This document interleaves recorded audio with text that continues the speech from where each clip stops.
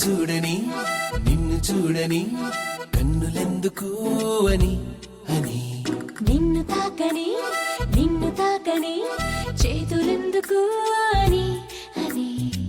మనస్సు చెప్పుతోంది మంచి మాటని వయస్సు ఒప్పుకుంది ఆ మాట చాలని సుదూర తీరమేదో ఏరి కోరి మీరి చేరగా చెత్తగా మారగా జంటగా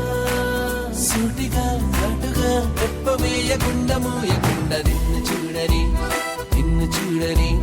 కన్నులెందుకు అని అని నిన్ను తాకని చేతులెందుకు అని అని